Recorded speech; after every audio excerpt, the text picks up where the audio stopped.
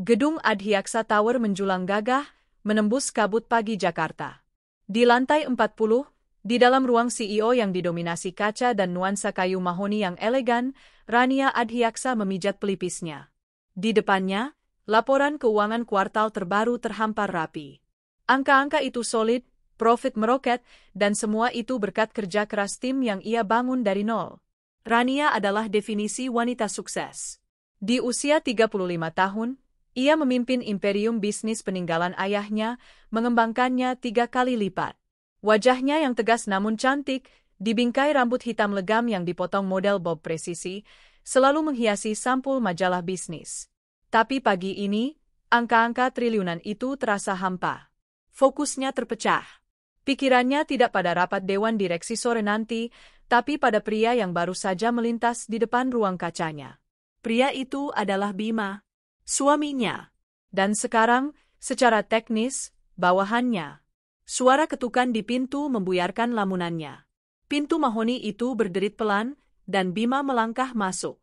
Aroma kolon mahal yang menyengat, aroma yang Rania tahu persis harganya karena ia yang memberikan kartu kredit unlimited itu, memasuki ruangan lebih dulu sebelum Bemen. Pagi, sayang.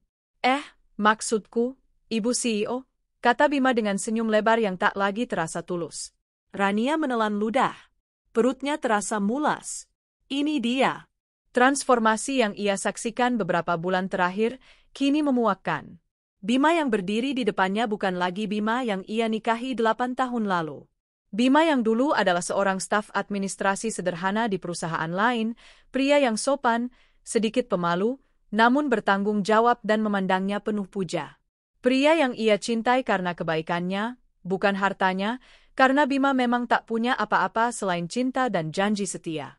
Ranialah yang memberinya segalanya. Setelah menikah, Rania melihat potensi Bima. Atau lebih tepatnya, Rania ingin melihat potensi itu.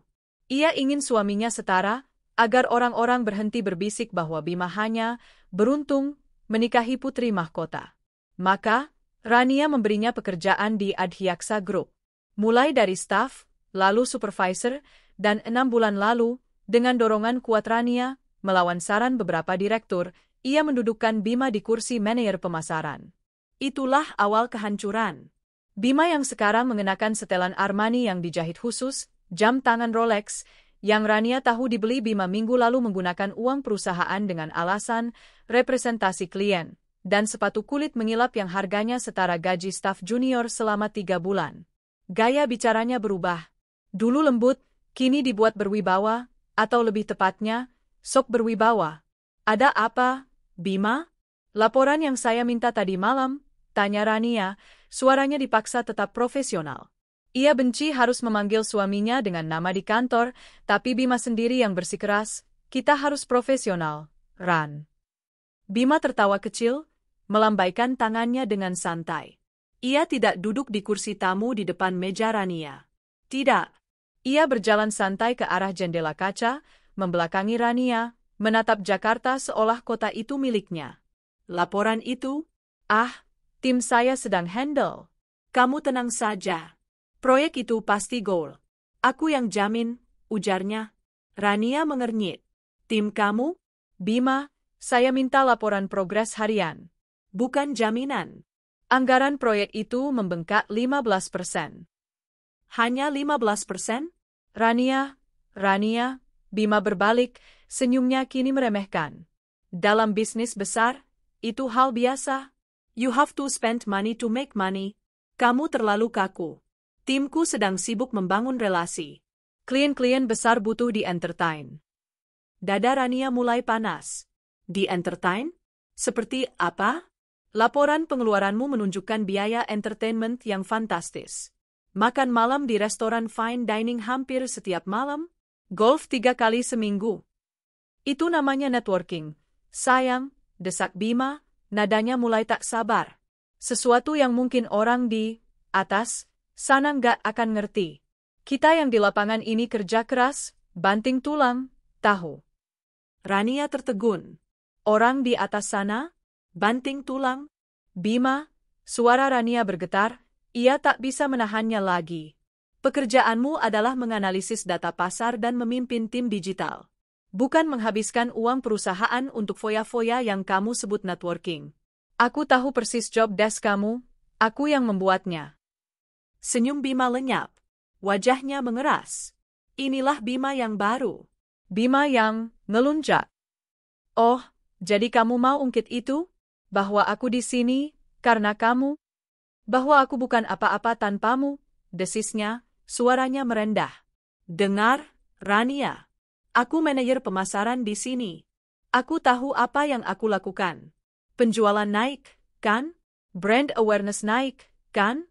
Jadi berhenti atur aku seolah-olah aku anak kecil. Rania bangkit berdiri. Penjualan naik karena tim analis data yang aku bentuk. Bukan karena kamu makan-makan mahal. Dan aku tidak mengatarmu, aku manajemen bawahanku yang kinerjanya bermasalah. Bawahan? Bima tertawa sinis. Di rumah aku suamimu, Rania. Kamu seharusnya mendukungku. Bukan malah menusukku dari depan seperti ini. Dukungan apa lagi yang kurang, Bima? Rania akhirnya meninggikan suaranya. Rumah, mobil, jabatan, kartu kredit tanpa batas. Apalagi? Pengakuan, bentak Bima. Aku lelah jadi suami Rania Adhyaksa. Aku Bima. Aku yang sekarang jadi tulang punggung tim marketing. Rania ingin berteriak bahwa Bima adalah tulang punggung yang rapuh, yang ditopang oleh belas kasihannya. Tapi ia lebih lelah. Ia lelah dengan sandiwara ini. Ia lelah melihat Bima yang kini sibuknya bukan main. Sibuk meeting di luar. Sibuk entertain klien. Sibuk sampai lupa bahwa ia punya anak. Rian, putra mereka yang berusia 6 tahun. Rian menunggumu semalam, ucap Rania lirih, amarahnya berganti jadi kepedihan. Kamu janji nonton pertunjukan pianonya di sekolah. Kamu bahkan tidak membalas pesanku. Wajah Bima berubah sedikit canggung, tapi hanya sedetik. Arogan itu kembali mengambil alih. Ya, ampun. Aku benar-benar sibuk. Klien penting dari Singapura. Deal besar. Aku sudah bilang, kan? Rian bisa mengerti. Nanti aku belikan dia game baru, katanya enteng, seolah anak adalah klien yang bisa disogok. Dia nggak butuh game baru, Bima. Dia butuh ayahnya, desah Rania. Sudahlah, Bima memotong. Aku sibuk. Banyak kerjaan numpuk. Nggak seperti kamu yang tinggal duduk manis di sini. Aku harus turun ke lapangan. Bima merapikan dasinya, berbalik, dan berjalan ke pintu. Dan Bima, panggil Rania, suaranya dingin dan datar. Bima berhenti, menoleh sedikit. Aku tahu persis beban kerja manajer pemasaran. Aku yang pegang laporannya. Pekerjaanmu tidak sebanyak itu, kata Rania tajam.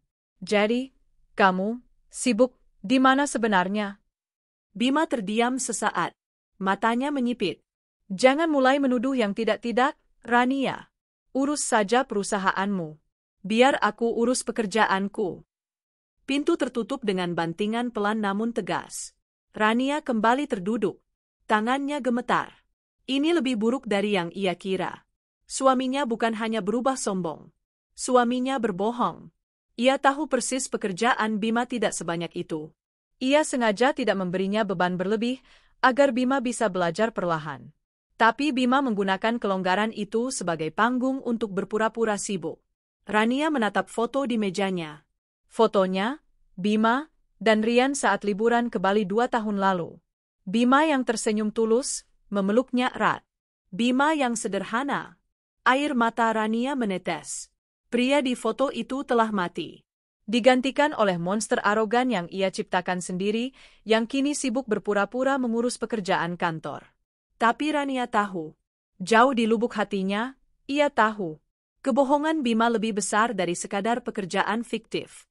Dan ia bertekad mencari tahu, kemana perginya, kesibukan, suaminya itu. Amarah adalah api. Ia bisa membakar hangus, tapi ia juga bisa menempa baja. Bagi Rania Adhyaksa, amarah adalah bahan bakar. Sepeninggal Bima yang membanting pintu, tindakan yang beberapa tahun lalu tak terbayangkan akan dilakukan pria itu padanya, Rania tidak menangis. Tidak lagi. Air mata sudah kering di bab 1 kehidupannya yang baru. Yang tersisa kini adalah presisi seorang CEO yang dingin. Ia duduk, jemarinya mengetuk-ngetuk meja mahoni.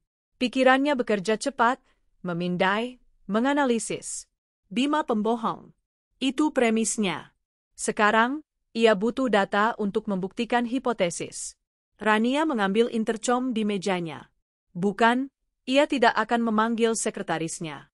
Ia menekan nomor direct line ke lantai 28, divisi IT. Doni, sapa Rania, suaranya tenang tanpa getar. Doni adalah kepala IT, seorang jenius low profile yang sudah bekerja dengan almarhum ayahnya. Kesetiaannya adalah pada keluarga Adhyaksa, bukan pada manajer pemasaran yang baru naik daun. Siang, Bu Rania. Ada yang bisa saya bantu?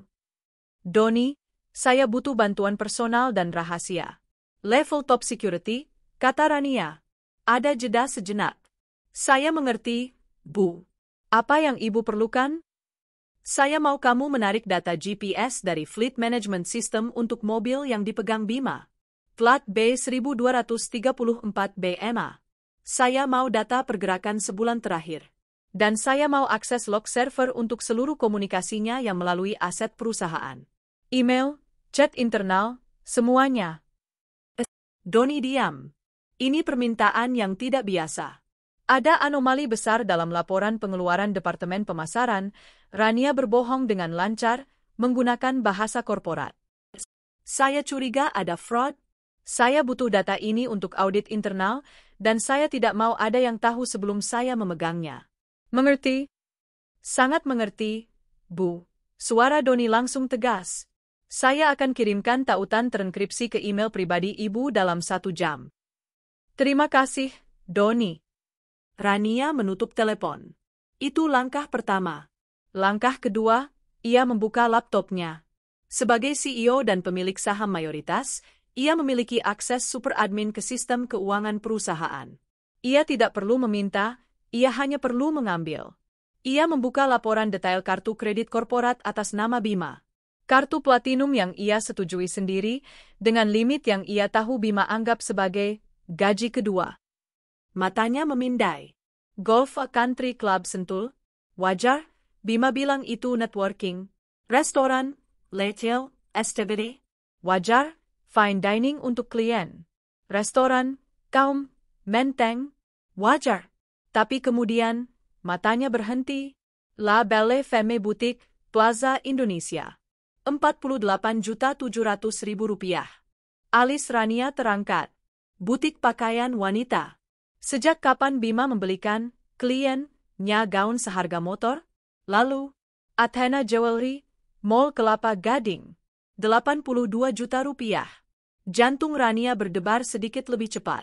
Perhiasan. Dan 3 transaksi beruntun di Vivere Hotel Spa, Puncak. Total Rp35 juta. Itu bukan hotel bisnis. Itu resort untuk pasangan bulan madu. Rania menarik napas panjang. Asap mulai terlihat. Ia hanya perlu menemukan sumber apinya. Sebuah notifikasi muncul di email pribadinya. Tautan aman, sesuai permintaan, dari Doni. Rania mengklik. Dalam sekejap, kehidupan rahasia Bima terhampar di layarnya dalam bentuk titik-titik koordinat dan timestamp. Rania menyandingkan data GPS dengan laporan kartu kredit. Jam 14.30, hari Selasa. GPS Bima berhenti di Plaza Indonesia. Jam 15.15, transaksi di La Belle Femme Boutique. Lalu mobil bergerak, bukan ke kantor, bukan ke rumah. Mobil itu berhenti di sebuah alamat apartemen di kawasan Kemang. Rania memperbesar peta. Apartemen di Oasis. Menara B. Mobil itu terdata parkir di sana selama 3 jam. Rania memeriksa hari lain. Kamis. Jam yang sama. Check-in di apartemen The Oasis. Senin depannya. Check-in di apartemen The Oasis. Pola yang sangat jelas. Ini bukan klien. Ini adalah jadwal rutin. Rasa mual naik ke tenggorokannya. Ia kembali ke data log server. Email Bima bersih. Chat internalnya profesional. Tentu saja. Bima mungkin arogan, tapi dia tidak bodoh untuk menggunakan saluran resmi. Tapi Rania belum selesai. Ia punya nama butik, nama hotel, dan alamat apartemen. Ia membuka Instagram di ponsel pribadinya. Ini adalah area yang Bima pikir Rania tidak akan sentuh. Rania si wanita karir kaku, tidak akan main media sosial, begitu mungkin pikirnya. Rania mengetik di kolom pencarian, La Belle Femme Boutique. Ia mengklik, tandai postingan. Ia mulai menggulir foto-foto influencer dan pelanggan yang memamerkan belanjaan mereka. Dan di sanalah dia. Sebuah akun bernama Vina Sivafafom. Fotonya sangat mencolok. Seorang wanita dengan rambut blond hasil bleaching yang sudah terlihat kering di bagian ujung, bibir yang disuntik filler hingga terlihat bengkak, dan bulu mata palsu yang tampak seperti bisa menyapu lantai. Dia mengenakan gaun merah ketat dari butik itu, berpose di depan cermin. Pakaiannya mahal, tapi caranya memadukan, sabuk Gucci palsu yang berkilau norak dengan tas Chanel asli, yang Rania yakin Bima yang bayar, membuatnya terlihat putus asa. Norak, itu kata yang tepat. Rania merasa jijik, sekaligus kasihan. Ia membuka profil Vina. Akunnya tidak dikunci. Ribuan foto. Pamer. Dan di sanalah semua bukti yang ia butuhkan. Foto 1, Vina di Vivera Hotel Spa, Puncak. Tangan seorang pria memegang segelas sampanye di sampingnya. Rania mengenali jam tangan itu. Rolex yang ia belikan Bima sebagai hadiah ulang tahun pernikahan. Foto 2, Vina di dalam mobil. Interior dashboard kulit krem dengan jahitan walnut. Itu interior Mercedes E-Class milik Bima. Mobil inventaris perusahaan. Foto 3, sebuah close-up kotak perhiasan biru dari Ari. Captionnya, makasih ya sayang, B. Kamu emang bos terbaik di dunia. Dapat bonus gede katanya, jadi aku kecipratan. Love you more than my life. Bos besar suami orang kalah duit gak bohong. Rania hampir tertawa. Bos besar? Bonus gede? Bima hanyalah manajer yang gajinya ia tentukan, menggunakan uang perusahaan yang ia rintis. Kebodohan wanita ini sungguh luar biasa. Dia matre, tapi bodoh. Dia dibutakan oleh omong besar Bima, oleh setelan Armani pinjaman, oleh mobil perusahaan, oleh kartu kredit tanpa batas yang bukan atas nama Bima. Rasa jijik Rania kini bercampur dengan kemarahan yang dingin. Bima tidak hanya mengkhianatinya sebagai istri. Bima, karyawannya, telah melakukan penggelapan dana perusahaan untuk membiayai gaya hidup palsunya demi mengesankan wanita norak ini. Tapi Rania belum selesai.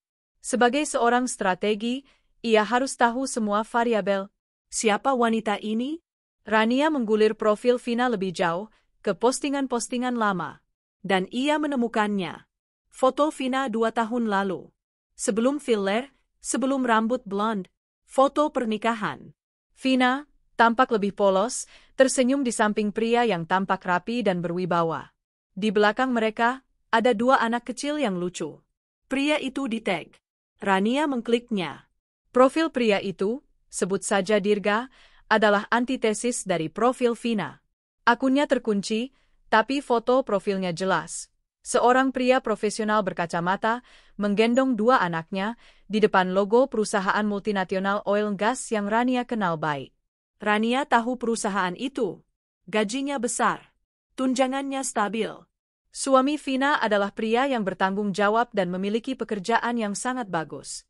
Kini Rania mengerti segalanya. Vina memiliki suami yang mapan, tapi ia tergoda oleh Bima yang berlagak, bos besar, kaya raya tak berseri. Vina tergoda oleh kemewahan instan yang palsu. Bima, si miskin yang Rania angkat derajatnya, kini menipu wanita lain dengan kekayaan Rania. Mereka berdua dibutakan oleh keserakahan dan kebohongan. Rania menutup laptopnya. Ruangan itu terasa dingin. Ia tidak akan menghancurkan 1 orang. Ia akan menghancurkan mereka berdua. Dan ia tahu persis kapan harus melakukannya. Undangan pesta ulang tahun perusahaan Adhyaksa Group ke-50 ada di mejanya. Pesta terbesar tahun ini. Kamu pikir kamu, bos besar, Bima? Bisik Rania pada ruangan kosong. Baik. Mari kita lihat bagaimana sang bos besar tampil di panggung utamanya nanti. 2 minggu sebelum pesta ulang tahun emas Adhyaksa Group. Bagi Rania, 2 minggu ini adalah periode war room. Ruang CEO-nya bukan lagi ruang kerja, tapi pusat komando strategis. Kemarahan yang membakar di bab 2 telah mendingin, berubah menjadi es yang tajam dan presisi. Langkah pertamanya adalah menciptakan panggung. Sekretaris Han, panggil Rania melalui intercom. Ya, Bu. Atur perjalanan dinas saya ke Singapura. Finalisasi akuisisi Zentek. Saya berangkat lusa, dan saya mau itinerari ini terlihat penuh. Meeting beruntun. Saya akan berada di sana selama 10 hari kerja. Pastikan semua Vice President dan Bima mendapatkan salinan jadwal saya. 10 hari? Tapi Bu, pesta ulang tahun emas perusahaan? Sekretaris Han terdengar ragu. Akan saya usahakan kembali tepat waktu untuk pidato pembukaan, potong Rania, tapi jangan janjikan. Buat seolah-olah saya 90% tidak akan hadir. Biar Pak Wakil yang bersiap menggantikan saya. Mengerti? Mengerti, Bu. Rania tersenyum tipis. Umpan telah disebar. Ia tahu Bima, yang merasa dirinya kini setara dengan Vice President, akan melihat jadwal itu. Dan Bima, si oportunis picik, akan melihat ketidakhadiran Rania sebagai sebuah kesempatan emas. Langkah kedua, mengamankan sekutu. Rania tidak bisa menghancurkan Vina sendirian. Akan lebih memuaskan jika kehancuran itu datang dari dua arah. Ia menatap profil Dirga, suami Vina, pria terhormat di perusahaan minyak dan gas. Ia tidak bisa menghubunginya sembarangan. Rania menggunakan koneksi lamanya. Seorang headhunter eksekutif papan atas yang berutang budi padanya. Halo, Pak Tio. Saya Rania Adhyaksa. Saya butuh bantuan Anda untuk mengatur sebuah pertemuan off-the-record dengan salah satu manajer senior di Petronusa. Namanya Dirga Wiryawan. Bilang saja ini menyangkut integritas aset dan kebocoran finansial. Sangat rahasia. Pertemuan itu diatur 2 hari kemudian di sebuah private lounge di Hotel Mulia. Dirga datang dengan ekspresi bingung namun waspada. Ia jelas tidak menyangka akan bertemu dengan CEO Adhyaksa Group. Selamat sore, Pak Dirga. Terima kasih atas waktunya. Rania memulai, suaranya tenang dan profesional. Sore, Bu Rania. Terus terang, saya bingung. Kebocoran finansial, apa yang melibatkan saya? Tanya Dirga. Rania tidak berbasa-basi. Ia meletakkan sebuah tablet di atas meja, layarnya menyala, menampilkan data transaksi kartu kredit Bima. Pak Dirga, saya adalah istri dari Bima. Dan Anda adalah suami dari Vina, kata Rania. Wajah Dirga langsung pucat pasi. Suami saya, yang merupakan karyawan saya, telah menggunakan dana perusahaan saya untuk membiayai perselingkuhannya dengan istri Anda, lanjut Rania, suaranya tanpa emosi. Ini adalah daftar pembeliannya. Gaun di La Belle Femme. Perhiasan di Athena. Dan sewa bulanan apartemen di Kemang atas nama Vina. Dirga tertegun. Rahangnya mengeras. Ia melihat angka-angka itu, ratusan juta rupiah. Ini gila, desis Dirga. Yang gila adalah suami saya membual pada istri Anda bahwa dia adalah bos besar di perusahaan saya, Rania menekan. Dia hanya manajer yang saya beri jabatan karena belas kasihan. Dan istri Anda? Vina dia percaya. Rania menggeser layar tablet, menunjukkan foto-foto Vina yang norak, memamerkan barang-barang haram itu. Dia pikir dia mendapatkan pria kaya raya. Rania tersenyum sinis. Dia mengkhianati Anda, seorang profesional sukses dengan gaji stabil dan masa depan cerah, demi seorang penipu yang hidup dari uang istrinya. Rasa malu, marah, dan sakit hati berbaur di wajah Dirga. Saya tahu dia banyak berubah akhir-akhir ini. Selalu menuntut uang. Selalu membandingkan saya. Dan dia jadi jarang di rumah. Anak-anak. Suara Dirga tercekat. Dia bilang dia ada arisan, ada kegiatan sosial baru. Kegiatan sosialnya adalah suami saya, Pak Dirga, timpal Rania dingin. Dia meninggalkan anak-anaknya yang masih kecil untuk bersenang-senang dengan pria yang menguras uang perusahaan saya. Dirga menunduk. Bahunya bergetar menahan amarah. Apa yang Anda inginkan dari saya, Bu Rania? Saya ingin Anda mendapatkan keadilan. Saya ingin kita mendapatkan keadilan, kata Rania. Saya akan mengadakan pesta ulang tahun emas perusahaan saya. Sabtu, tanggal 15. Suami saya mengira saya berada di Singapura. Saya 100% yakin dia akan membawa Vina ke pesta itu untuk memamerkannya sebagai ratunya. Rania menatap mata Dirga lekat-lekat. Saya ingin Anda datang. Bukan sebagai tamu, tapi sebagai mitra saya. Saya akan membongkar status asli Bima di depan semua orang. Dan saya ingin Anda ada di sana, di samping saya, untuk mengkonfrontasi Vina di depan bos besar palsunya. Dirga terdiam lama. Lalu dia mengangguk. Saya akan datang. Saya akan bawa bukti-bukti bagaimana dia menelantarkan anak-anaknya. Saya muak. Bagus, kata Rania. Tim saya akan mengirimkan undangan VVIP. Sementara itu, di apartemen kemang yang dibayar Rania, Bima sedang bersulang dengan Vina. Wajahnya berseri-seri. Baru saja ia menerima email jadwal Rania yang akan ke Singapura. Sayang, kamu kok senang banget? Tanya Vina manja, mengalungkan lengannya di leher Bima. Tentu saja senang. Bima tertawa, tawa yang kini terdengar besar kepala. Si Ratu S akhirnya pergi juga. Dia ada urusan di Singapura, lama. Nggak bakal datang ke pesta perusahaan. Mata Vina berbinar. Pesta? Pesta perusahaan kamu yang besar itu. Tentu saja. Pesta termegah tahun ini. Bima mencubit dagu Vina. Dan tebak siapa yang akan aku bawa sebagai pendampingku. Vina memekik tertahan. Aku? Serius? Ya Tuhan. Aku harus pakai gaun apa? Aku harus ke salon. Ya ampun, aku bakal ketemu semua teman-teman bos kamu. Bima tertawa lagi. Sayang, aku ini bosnya. Mereka yang akan ketemu kamu. Aku akan perkenalkan kamu sebagai partner spesialku. Biar semua orang di Adhyaksa Group tahu, selera bos besar mereka itu yang terbaik. Love you. Vina menciumi Bima. Nanti Mas Dirga aku bilang aja ada acara amal menginap di puncak. Dia MAH percaya-percaya aja. Dia kan bodoh, kerjaannya cuma meeting. Bagus, Bima tersenyum puas, meneguk wine-nya. Dia tidak tahu, Rania juga sedang memegang gelas wine di penthouse-nya. Dia tidak tahu, Dirga sedang mengumpulkan foto-foto anaknya yang menangis mencari ibunya. Panggung telah siap. Para aktor utama telah menghafal dialog kebohongan mereka. Dan Rania, sang sutradara, hanya tinggal menunggu malam pertunjukan. Grand Ballroom Hotel Imperial adalah lautan kemewahan. Langit-langit setinggi 12 meter dihiasi instalasi kristal Swarovski yang menyerupai hujan emas, memantulkan cahaya ke lantai marmer yang dipoles sempurna. Tema malam itu adalah Warisan Emas, merayakan 50 tahun Adhyaksa Group. Para eksekutif puncak, pejabat pemerintah, dan mitra bisnis internasional berbaur, diiringi alunan musik orkestra mini. Ini adalah dunia Rania Adhyaksa. Setiap detail, mulai dari canape foyer gras hingga sampanye Dom Perignon yang mengalir bebas, adalah cerminan standar dan kekuasaannya.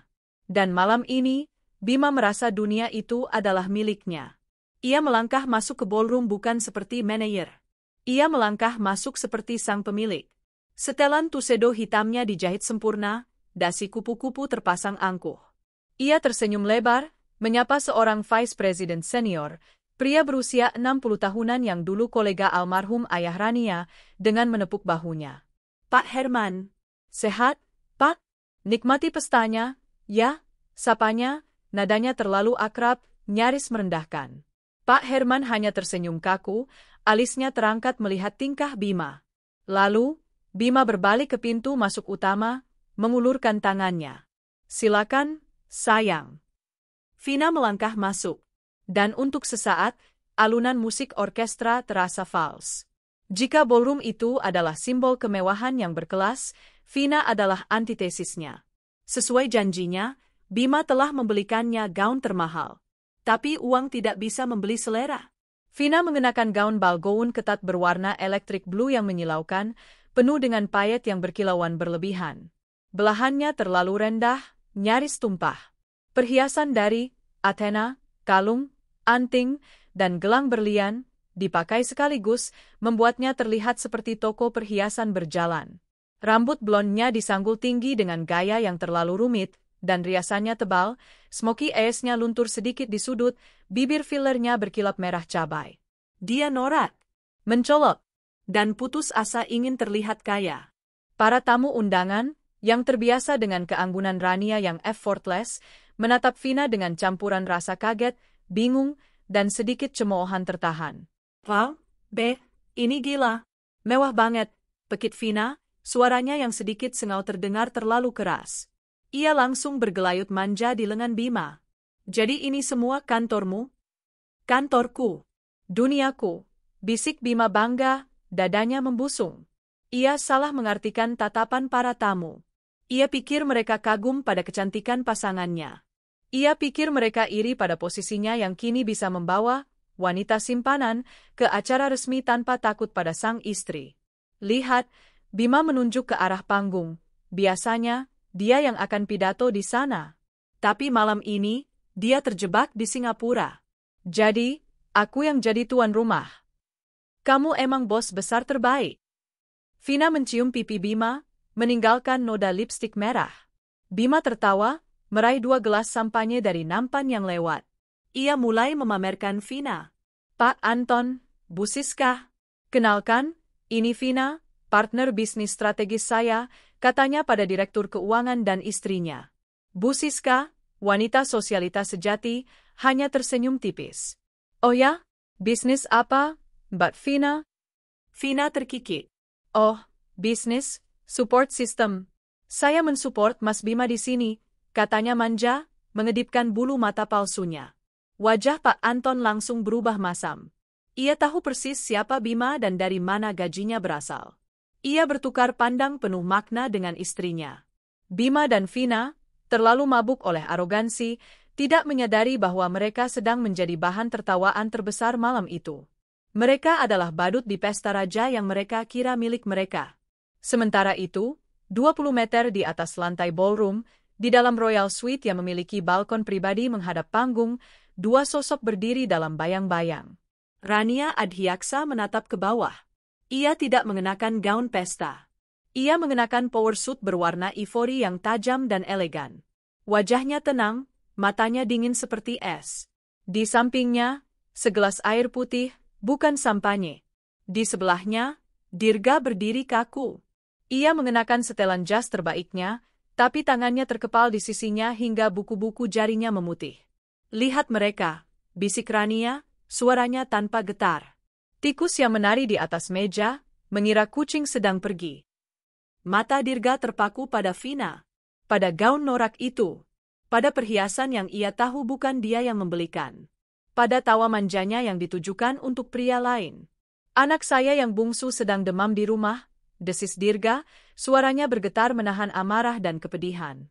Dia mencari ibunya sejak kemarin. Dan Vina bilang dia ada retret amal di puncak. Retret amal? Ulang Rania sinis. Sepertinya, amal, itu ditujukan untuk membiayai gaya hidup palsu suami saya. Rania melirik jam tangannya. Pukul 20.15. Sempurna. Di bawah, MC sudah naik ke atas panggung. Musik berhenti. Selamat malam, Bapak dan Ibu sekalian. Selamat datang di perayaan ulang tahun emas Adhyaksa Group. Ballroom bertepuk tangan. Malam ini adalah malam yang spesial. Dan kita akan mendengarkan pidato utama dari keluarga pendiri. Seperti yang kita tahu, CEO kita, Ibu Rania Adhyaksa, sedang dalam perjalanan dinas penting di Singapura. Di kursinya, Bima tersenyum miring. Ia menyenggol Vina dengan bangga. Kami semua khawatir beliau tidak bisa hadir tepat waktu. Namun, kami baru saja mendapat kabar, lanjut MC, suaranya dibuat dramatis. Jantung Bima tiba-tiba berdebar sedikit. Tidak mungkin. Dengan perjuangan mengejar penerbangan terakhir, mari kita sambut pemimpin kita, CEO Adhyaksa Group, Ibu Rania Adhyaksa. Lampu sorot dari seluruh penjuru ruangan tiba-tiba bergerak, menyatu, dan menembak lurus ke balkon Royal Suite. Di sana, Rania melangkah maju dari bayang-bayang. Berdiri tegak, dingin, berkuasa. Di lantai ballroom, Tawa Bima membeku di wajahnya. Gelas sampahnya di tangannya sedikit bergetar. Vina, yang tidak mengerti siapa wanita itu, hanya menatap bingung. Siapa itu, sayang? Kok kayaknya penting banget? Bima tidak menjawab. Wajahnya pucat pasi. Pertunjukan baru saja akan dimulai. Waktu seakan berhenti. Di Grand Ballroom Hotel Imperial, 500 tamu undangan, para elit bisnis dan sosialita Jakarta, menjadi penonton hening sebuah drama yang tak terduga. Musik orkestra telah mati. Para pelayan membeku di tempat. Lampu sorot masih menyorot Rania di balkon Royal Suite. Di sampingnya, seorang pria asing yang rapi namun berwajah kelam, yang tidak dikenal oleh siapapun di sana. Di lantai dansa, Bima berdiri kaku.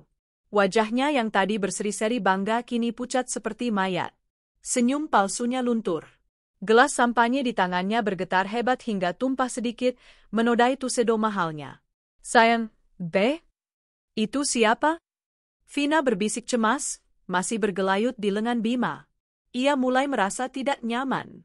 Tatapan orang-orang kini beralih padanya, bukan lagi tatapan kagum, tapi tatapan penuh selidik. Itu istrimu? Bima tidak bisa menjawab. Mulutnya kering. Dia seharusnya di Singapura. Diiringi keheningan yang memekakkan, Rania Adhyaksa melangkah dari balkon. Ia tidak terburu-buru. Ia menuruni tangga marmer utama, langkahnya terukur dan anggun. Setiap ketukan sepatu haknya di lantai marmer terdengar seperti dentang lonceng kematian.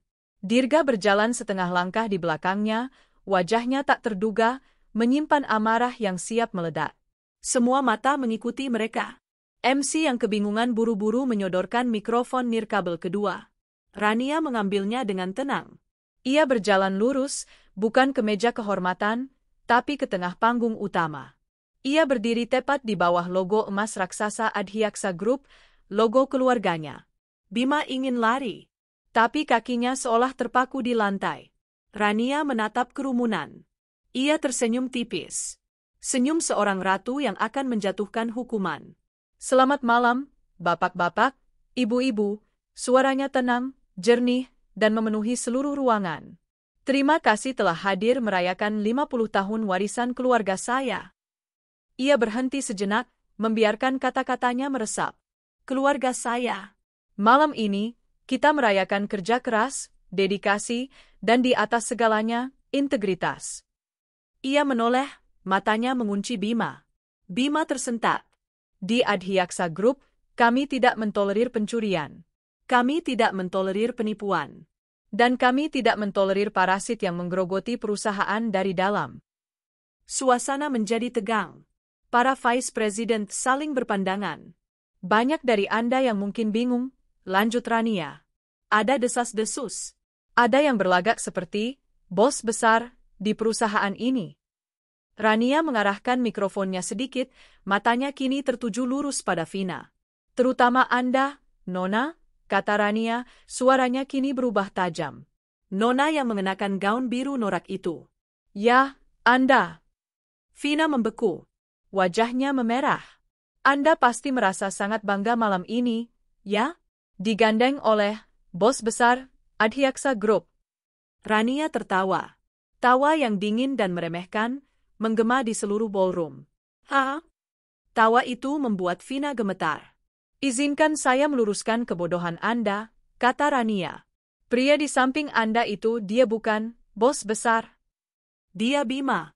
Suami saya. Terdengar pekikan tertahan dari kerumunan. Dia bukan pemilik, lanjut Rania, suaranya menusuk. Dia bawahan saya. Seorang manajer pemasaran yang saya beri pekerjaan karena belas kasihan. Pria yang datang dari keluarga miskin, yang menikah dengan saya, hidup dari belas kasihan saya. Wajah Vina berubah dari merah menjadi pucat pasi. Ia menatap Bima, mencari sanggahan.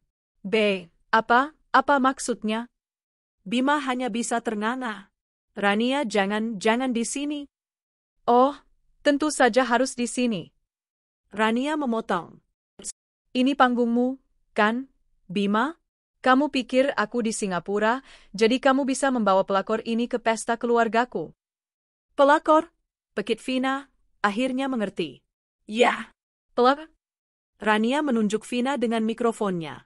Dan kamu tahu bagian terlucunya? Kamu pikir kamu mendapatkan pria kaya raya? Kamu tergoda omong besarnya? Kamu matre tapi kamu bodoh. Rania tertawa lagi, tawa yang lepas dan penuh kemenangan. Haha, Kebodohanmu sungguh luar biasa, teriaknya. Semua yang kamu pakai malam ini, gaun norak itu, perhiasan di lehermu, itu semua dibeli menggunakan uang perusahaan. Uang saya. Yang dicuri oleh suamiku untuk membiayai penipuannya. Rania memberi isyarat ke layar raksasa di belakang panggung. Seketika, layar yang tadi menampilkan logo emas perusahaan, kini berganti menjadi salinan laporan kartu kredit Bima. La Belle Femme Boutique. Rp48.700.000. Anak. Rp82 juta. Booking. Sewa bulanan apartemen, Oasis.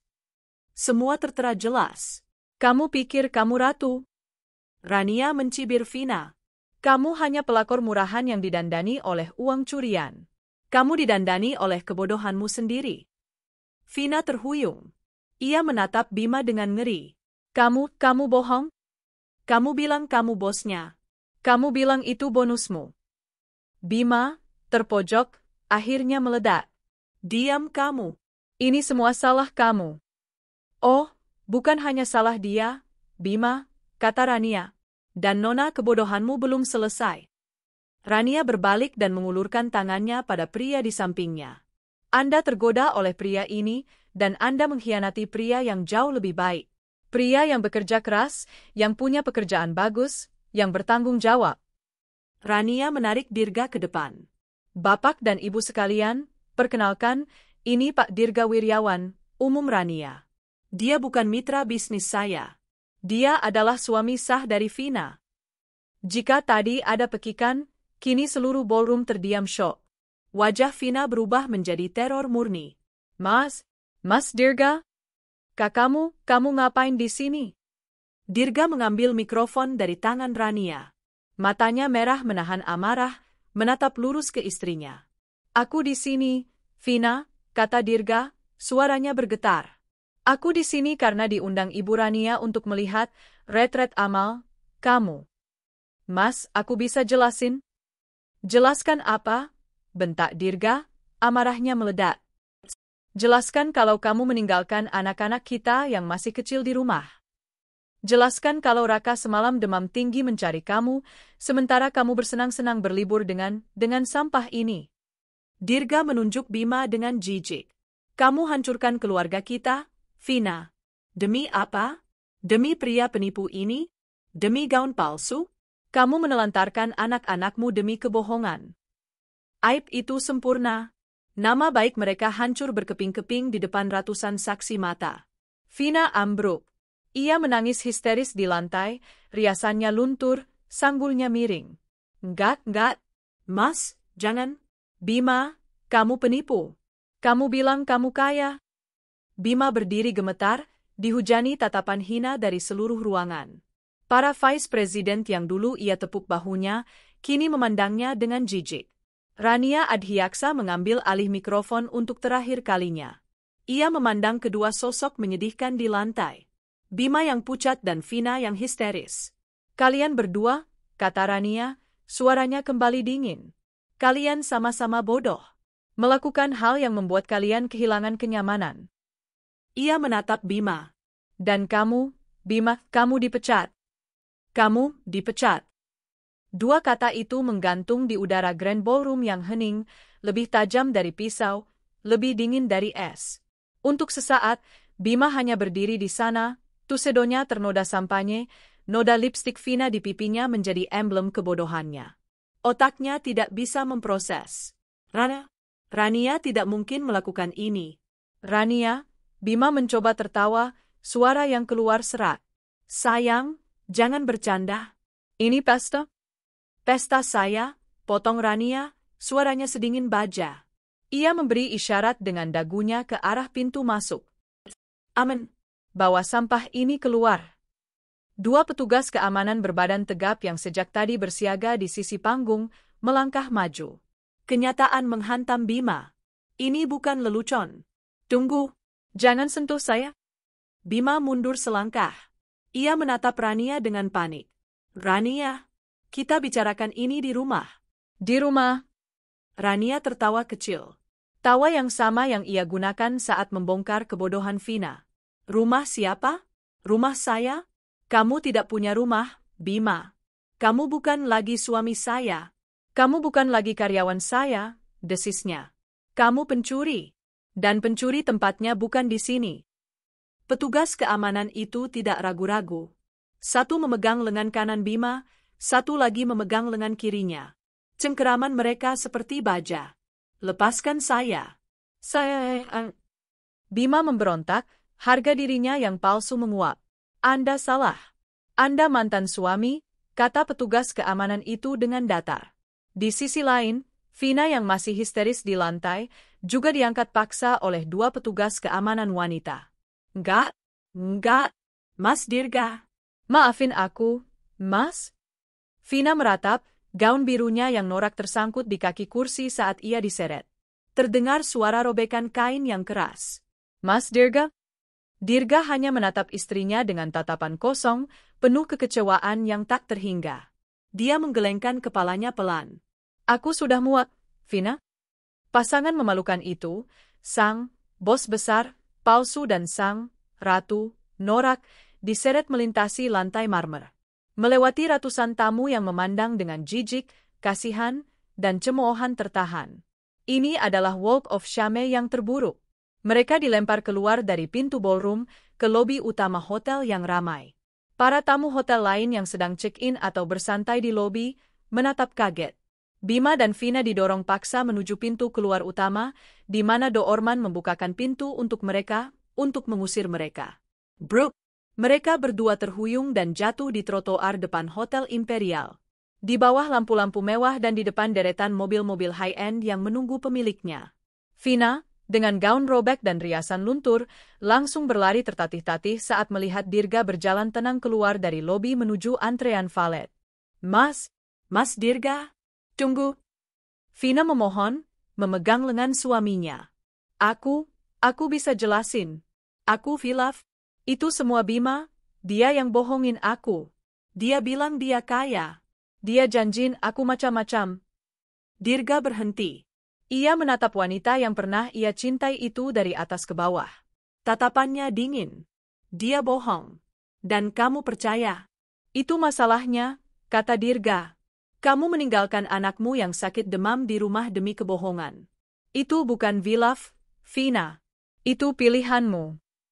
Aku mohon, Mas, jangan cerain aku. Aku mau pulang. Isaknya.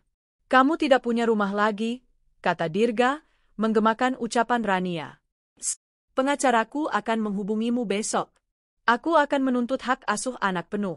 Jangan pernah dekati anak-anakku lagi. Mobil SUV keluarga milik Dirga tiba. Sebuah mobil yang mapan dan bertanggung jawab. Mas, tunggu. Terus aku pulang sama siapa? Vina panik, melihat penyelamat terakhirnya akan pergi. Dirga membuka pintu mobil. Ia menatap Vina untuk terakhir kalinya. Pulanglah, katanya. Pulanglah dengan bos besar MU. Ia masuk ke mobil dan melaju pergi, meninggalkan Vina sendirian di trotoar yang dingin. Sementara itu, Bima terduduk di pot tanaman besar. Tusedonya kusut. Dia masih syok. Ponsel di sakunya bergetar. Bukan iPhone 15 Pro Max terbaru yang ia pakai, yang itu milik perusahaan. Ini ponsel lamanya. Satu email diterima, terminating of empel, in that effect. Satu SMS diterima, kartu kredit korporat Anda, 1234 telah diblokir permanen. Satu SMS diterima, kartu kredit tambahan Anda, 5678 telah diblokir permanen. Semua aksesnya diputus dalam hitungan menit. Rania bekerja cepat. Dia mencoba menelepon Rania. Nomor yang Anda tuju telah memblokir panggilan Anda. Dia mencoba memesan retailing mewah. Saldonya tidak cukup. Semua uangnya ada di rekening bersama yang ia tahu pasti sudah dikunci Rania. Vina, melihat Dirga pergi, kini mengalihkan amarahnya. Dia berjalan tertatih-tatih ke arah Bima. Plak, Vina menampar Bima dengan sisa tenaganya. Plak! Ia memukul-mukul dada Bima dengan tas tangan mungilnya. Kamu hancurkan hidupku. Kamu bilang kamu bos. Kamu bilang kamu kaya. Pembak. Bima, yang sudah kehilangan segalanya, akhirnya tersadar dari linglungnya. Amarah menggantikan rasa takutnya. Diam kamu. Bima mendorong Vina hingga wanita itu jatuh terduduk. Ini semua gara-gara kamu.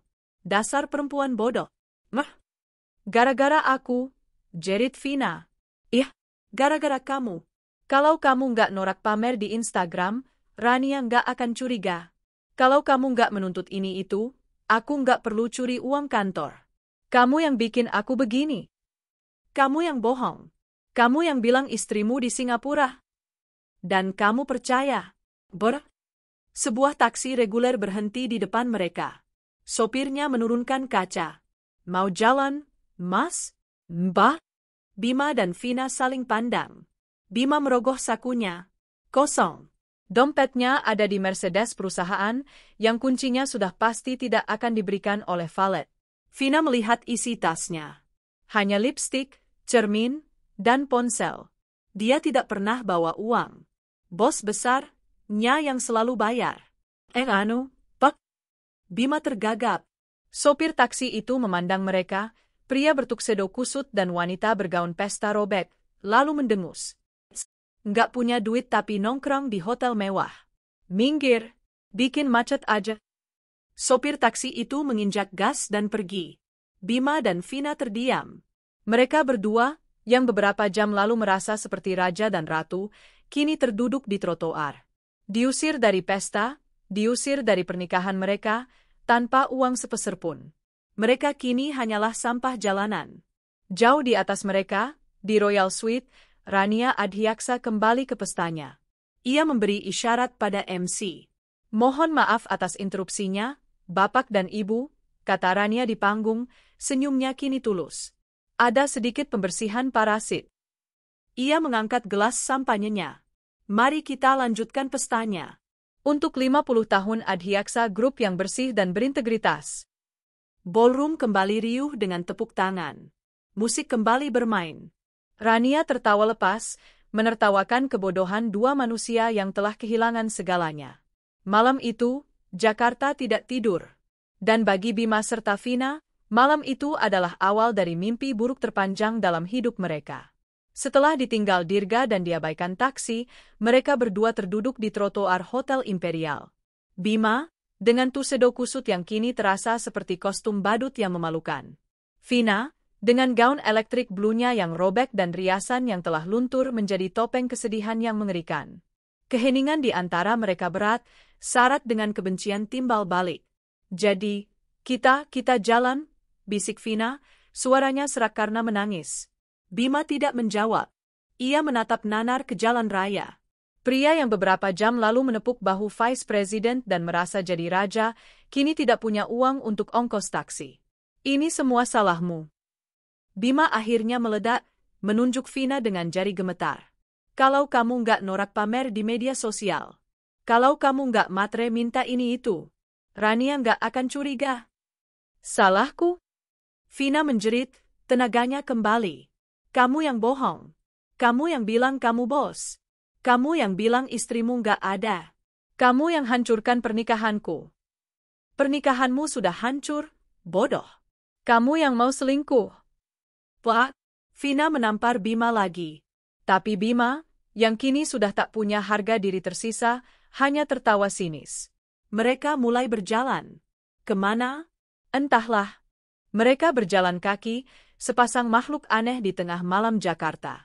Pria bertuxedo dan wanita bergaun pesta yang robek. Orang-orang di warung rokok pinggir jalan menertawakan mereka. Pengemudi ojek online menyoraki mereka. Setiap langkah adalah penghinaan. Jam tanganmu, kata Vina tiba-tiba, matanya yang tajam melihat Rolex di pergelangan tangan Bima. Jual itu. Bima menatap jam tangan yang ia beli dengan uang perusahaan Rania. Simbol status palsunya. Tidak, desisnya. Kita butuh uang. Kita mau tidur di mana, hah? Di got? Vina menarik-narik lengan Bima. Jual itu, Bima. Atau aku akan teriak kamu maling. Terpojok, Bima akhirnya mengalah. Mereka menemukan sebuah pasar malam 24 jam yang kumuh. Bima, si bos besar, harus bernegosiasi dengan preman pasar yang menatapnya curiga. Ini jam asli. Bima bersikeras, mencoba terdengar berwibawa. Asli atau palsu? Mas, kalau jualnya jam 3 pagi begini, jatuhnya barang panas, kata preman itu sambil terkekeh. Saya ambil 3 juta. 3 juta? Ini harganya 300 juta. Bima murka. Ya sudah, kalau nggak mau. Sana lapor polisi, kata preman itu santai. Bima tahu dia tidak bisa lapor polisi. Rania bisa jadi sudah melaporkan jam itu sebagai aset perusahaan yang dicuri. Dengan tangan gemetar, Bima menyerahkan jam itu dan menerima segenggam uang lecek. 3 juta rupiah. Itulah harga dari status bos besar-nya. Uang itu mereka gunakan untuk menyewa kamar di motel paling kumuh di kawasan Mangga Besar. Kamar yang bau rokok dan apak, dengan sprei yang entah kapan terakhir dicuci. Vina duduk di tepi ranjang, masih dengan gaun pestanya. Ia menangis tanpa suara. Bima berdiri di depan cermin pecah, menatap pantulan dirinya. Tuxedo itu kini terlihat menyedihkan. Tidak ada kata-kata. Hanya ada suara kipas angin berkarat yang berputar pelan. Kehidupan mereka sebagai raja dan ratu telah berakhir dalam satu malam. Esok paginya, matahari terbit dengan kejam. Di penthouse Adhyaksa, Rania Adhyaksa sedang menyesap espressonya sambil menatap Cakrawala Jakarta. Ia baru saja selesai berolahraga pagi. Di sampingnya, putranya, Rian, sedang sarapan sereal. "Mami," kata Rian, "apa ayah akan pulang hari ini?" Rania berjongkok, membelai rambut putranya. "Tidak, sayang. Ayah tidak akan pulang lagi. Mulai sekarang, hanya kita berdua. Dan itu tidak apa-apa." Ia tersenyum. Untuk pertama kalinya setelah sekian lama, ia merasa bebas. Teleponnya berdering. Itu pengacaranya. "Pagi, Bu Rania. Berkas perceraian sudah saya ajukan pagi ini. Tuntutan penggelapan dana juga sudah masuk ke kepolisian. Kita bekukan semua asetnya. Dia tidak akan dapat sepeser pun." "Bagus.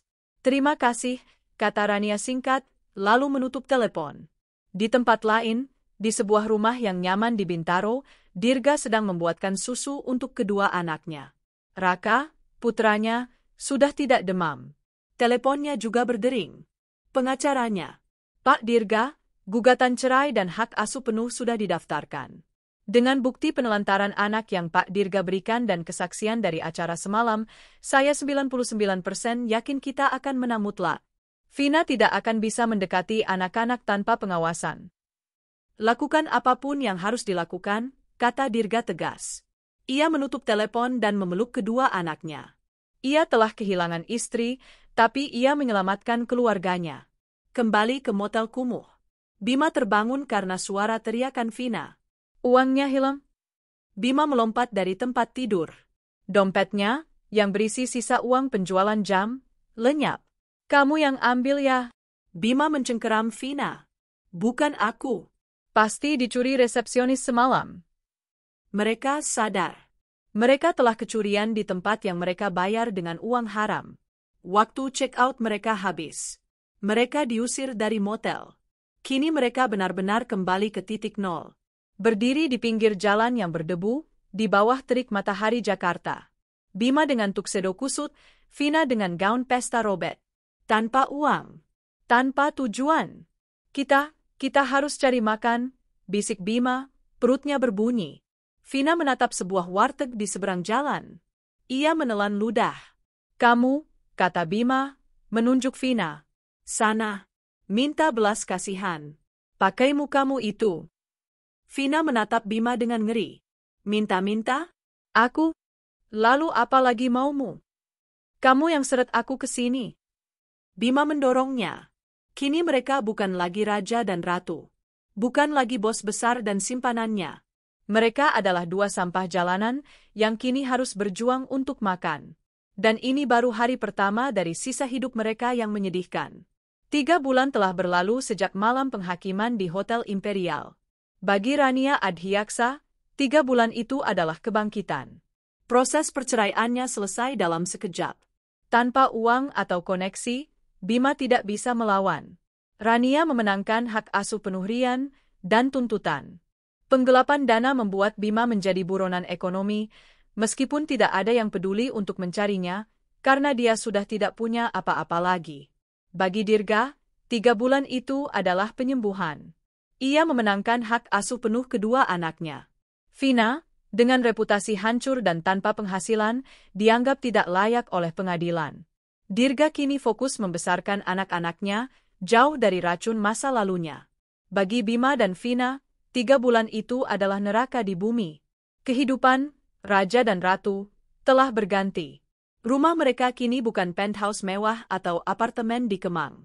Rumah mereka adalah sebuah gubuk semi permanen yang terbuat dari kardus tebal, terpal bekas, dan seng berkarat, diselipkan di antara puluhan gubuk liar lainnya di bantaran kali yang keruh dan bau di pinggiran Jakarta. Bima, si bos besar, yang dulu bangga dengan setelan Armaninya, kini telah berubah.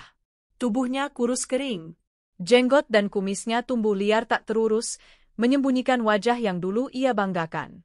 Kulitnya menghitam legam, terbakar matahari setiap hari. Pekerjaannya? Dia adalah Pak Ogah.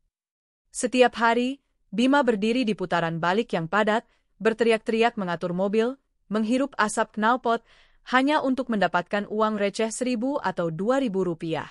Setiap kali ada Mercedes E-Class, mobil yang dulu ia kendarai, melintas, hatinya terasa seperti diremas. Dan Vina, si Ratu Norak, yang dulu memamerkan perhiasan puluhan juta, dia adalah cerminan kehancuran yang setara. Rambut blondnya yang dulu ia banggakan kini adalah mimpi buruk. Akar rambut hitamnya sudah tumbuh lebih dari 10 senti, menyisakan ujung-ujung kuning kering yang tampak seperti ijo. Bibir fillernya telah kempis secara tidak merata, membuatnya terlihat aneh dan miring. Pekerjaannya? Dia adalah tukang cuci piring di warteg terdekat. Dia bekerja dari sore hingga malam, mencuci ratusan piring kotor berminyak. Upahnya bukan uang. Upahnya adalah 2 bungkus nasi sisa dengan lauk sisa, apa saja yang tidak laku hari itu, untuk dia dan Bima. Malam itu, di gubuk mereka yang pengap, mereka sedang makan malam. Hanya ada satu lampu bohlam 5 watt yang menggantung, cahayanya redup. Lagi-lagi tahu bacem. Aku bosan. Bima melempar sepotong tahu ke tumpukan kardus. Kenapa kamu nggak minta ayam? Kamu kan kerja di sana. Vina, yang sedang memijat tangannya yang keriput karena sabun cuci, menatap Bima dengan mata lelah penuh kebencian. Pemiliknya pelit. Nasi sisa dan lauk sisa. Cuma ini yang ada, desisnya. Harusnya kamu yang cari duit lebih banyak. Pak Ogah, macam apa kamu, sehari cuma dapat 30.000? Diam kamu, bentak Bima, matanya memerah. Aku kepanasan di jalan. Lihat kulitku. Ini semua karena kamu. Karena aku. Kamu yang penipu. Pembang. Kamu yang matre. Bodoh. Pertengkaran itu adalah rutinitas harian mereka. Dulu mereka bertengkar tentang liburan kemana, sekarang mereka bertengkar tentang siapa yang mendapat potongan tempe lebih besar. Mereka terikat bukan karena cinta, tapi karena mereka berdua sama-sama sampah yang tidak diterima di tempat lain. Mereka terdiam, mengunyah nasi dingin mereka dengan marah. Dari warteg tempat Vina bekerja, suara televisi terdengar nyaring. Program berita bisnis malam. Sebuah wajah yang familiar muncul di layar. Cantik, tegas, berwibawa. Itu Rania Adhyaksa. Bima dan Vina membeku. Rania, mengenakan blazer biru elektrik yang elegan, warna yang sama dengan gaun norak Vina di pesta, namun terlihat 1000 kali lebih berkelas, sedang diwawancarai. Ibu Rania, selamat atas kesuksesan ekspansi Adhyaksa Group ke Singapura dan Vietnam. Sebuah langkah yang brilian, kata pembawa acara.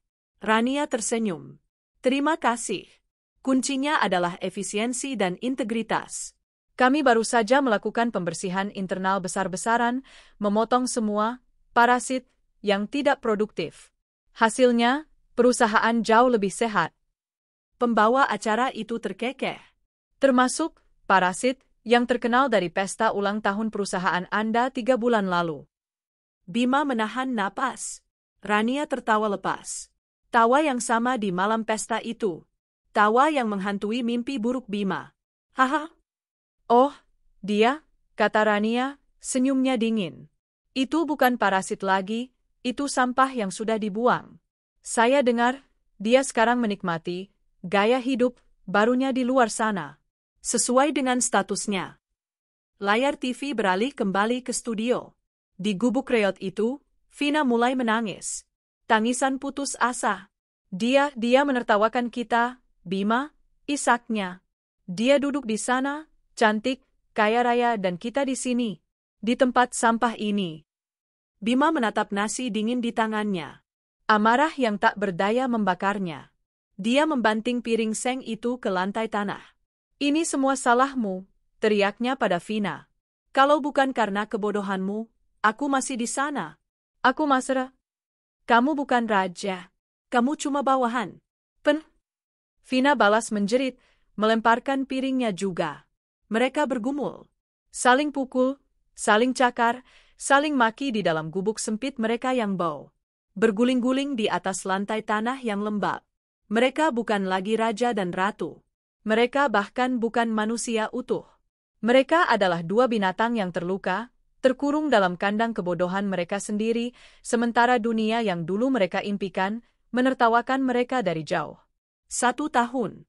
Bagi Rania Adhyaksa, 1 tahun adalah waktu untuk membangun kembali dan melesat lebih tinggi. Perusahaannya kini menjadi yang paling disegani se-Asia Tenggara. Ia dan Rian baru saja kembali dari liburan ski di Swiss. Wajahnya semakin bersinar, dan tawa lepasnya, tawa yang dulu ia tahan, kini sering terdengar di ruang rapat, membawa energi baru. Bagi Bima dan Vina, 1 tahun adalah penurunan tanpa akhir. Mereka tidak lagi tinggal di gubuk reot di bantaran kali. Mereka telah diusir oleh Satpol PP. Kini, mereka benar-benar hidup di jalan. Mereka adalah dua sosok yang tak lagi bisa dikenali. Bima, di usianya yang baru pertengahan 30-an, tampak seperti pria 60 tahun. Rambutnya menipis dan beruban. Sebuah penyakit kulit akibat kotoran dan gizi buruk membuat sebagian wajah dan lengannya penuh bercak-bercak kering. Dia tidak lagi menjadi Pak Ogah. Dia kini pemulung. Vina lebih parah. Wajahnya yang dulu ia permak habis-habisan, kini kempot dan kusam. Tanpa perawatan, sisa-sisa fillernya menggumpal di beberapa tempat, membuat wajahnya asimetris dan menakutkan. Dia sering batuk-batuk kering, suaranya parau. Mereka berdua bau. Bau sampah, bau keringat yang tak pernah dicuci, bau keputusasaan. Suatu sore yang mendung di kawasan SCBD. Hujan gerimis baru saja berhenti, membuat jalanan aspal menguap. Bima sedang mengais-ngais tempat sampah besar di belakang sebuah gedung perkantoran mewah. Gedung yang sama di mana ia dulu sering meeting dan makan siang mahal. Vina duduk di trotoar di seberangnya, bersandar di dinding, memeluk lututnya yang kurus. "Dapat apa?" tanya Vina, suaranya nyaris tak terdengar. "Botol, beberapa botol," gerutu Bima. Ia menemukan sekotak sisa makanan cepat saji yang masih terlihat lumayan. Ia membukanya. Ada sisa burger yang sudah dingin. Ia baru saja akan melahapnya ketika Vina berlari kecil ke arahnya. "Bagi." "Enyah, ini punyaku. Kamu cari sendiri sana." Bima mendorong Vina. "Pelit, itu cuma sampah." "Sampah ini makananku." Mereka mulai berebut sisa burger itu di pinggir jalan, seperti dua anjing liar. Tiba-tiba, sebuah sedan Bentley hitam mengilap, jauh lebih mewah dari Mercedes yang dulu dikendarai Bima, berhenti tepat di samping mereka. Kaca jendelanya yang gelap gulita turun perlahan. Bima dan Vina membeku. Di dalam, di kursi penumpang belakang, duduk Rania Adhyaksa. Ia tampak cemerlang. Mengenakan kacamata hitam Dior, rambutnya tertata rapi. Aroma parfum mahalnya yang lembut, Jo Malone Pony Oblast Swede, menguar keluar, kontras dengan bau comberan di sekitar mereka. Di sampingnya, duduk Rian, kini berusia 7 tahun, mengenakan seragam sekolah internasional yang rapi. Rian menatap dua pemulung yang kotor itu dengan bingung. "Mommy, kenapa mereka berebut makanan?" "Kasihan." Rania menatap Bima. Ia menatap Vina. Matanya yang tajam di balik kacamata hitam itu memindai mereka dari atas ke bawah. Tidak ada amarah. Tidak ada kebencian.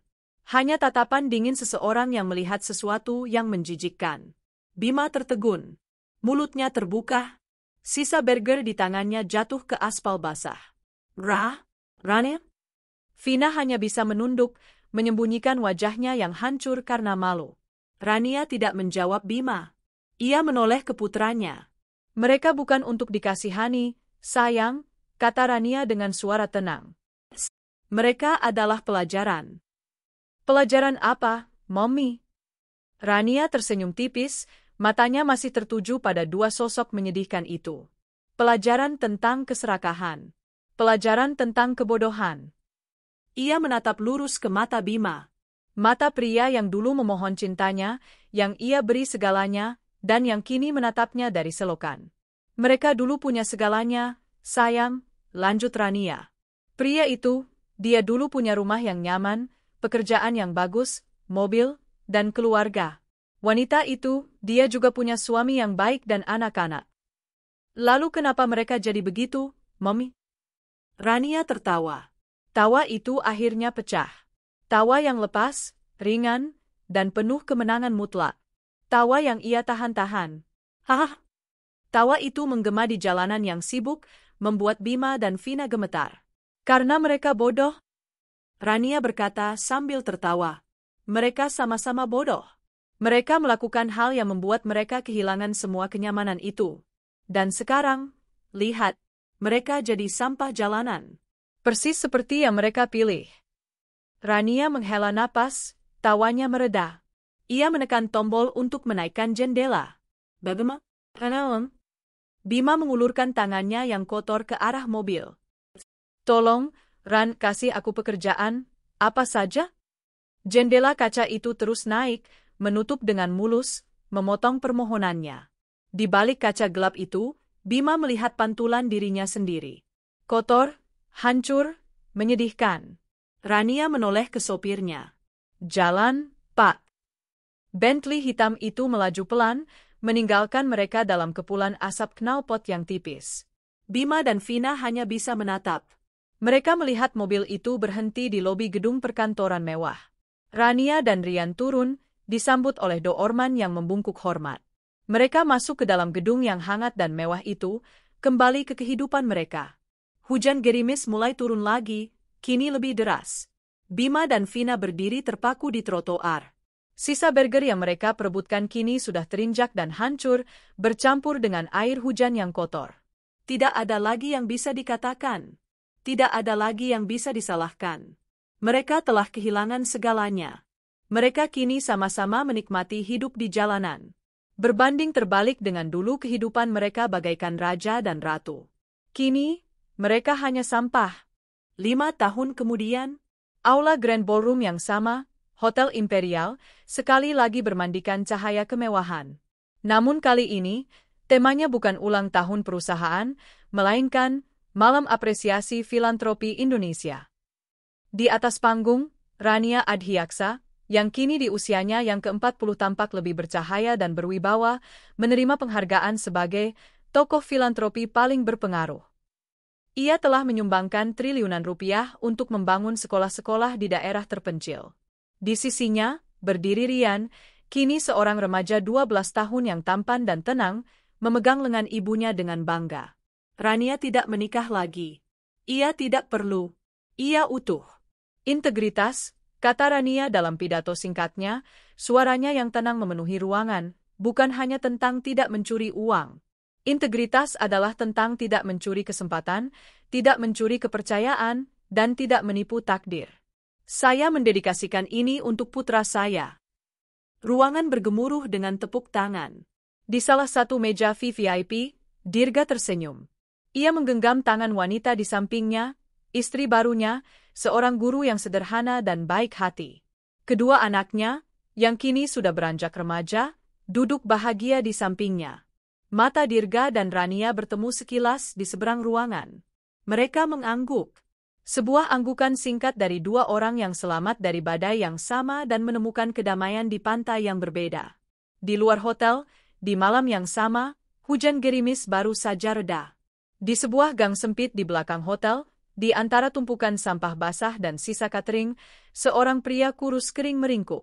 Itu Bima. Usianya belum genap 45, tapi ia tampak seperti pria 70 tahun.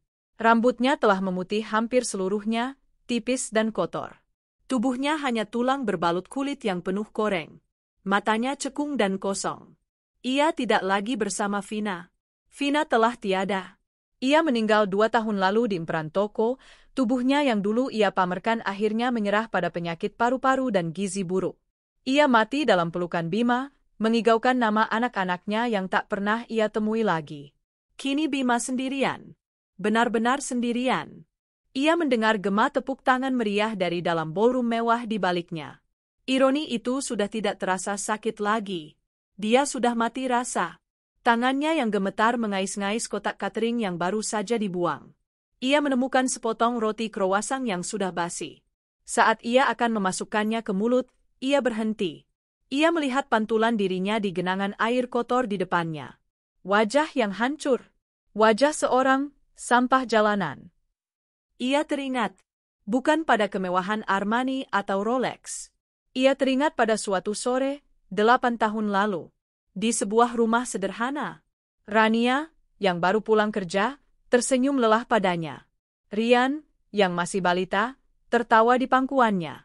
Kenyamanan. Itu adalah kenyamanan yang sesungguhnya. Yang ia miliki. Yang ia terima dengan belas kasihan. Dan yang ia hancurkan dengan kebodohannya sendiri. Sebuah Bentley hitam, model terbaru, melintas pelan keluar dari lobi hotel. Di baliknya, Bima bisa melihat siluet Rania dan Rian, tertawa bersama. Mereka tidak menoleh. Tentu saja tidak. Bima menunduk, menatap genangan air itu lagi. Tawa Rania dari malam pesta 5 tahun lalu tiba-tiba terngiang jelas di telinganya. Ah, kalian sama-sama bodoh melakukan hal yang membuat kalian kehilangan kenyamanan. Bima menutup matanya. Ia tidak menangis. Air matanya sudah lama kering. Ia hanya duduk di sana, dalam kegelapan yang dingin, mengunyah roti basi. Menikmati sisa hidupnya sebagai hukuman abadi atas kebodohannya. Malam semakin larut.